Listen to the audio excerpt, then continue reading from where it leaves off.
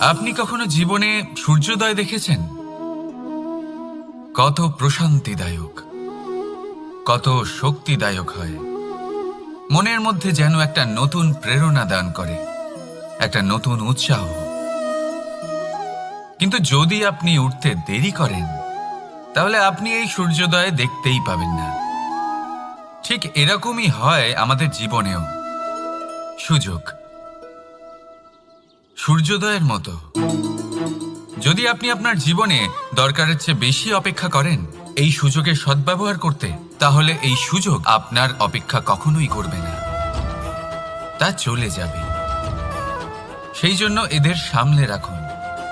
সঠিক সময় আসলে এই সুযোগের সদ্ব্যবহার করুন, নিজের কর্মকে সম্পূর্ণরূপে সার্থক করুন। এটাকে এক মুহূর্তের মতো দেখুন।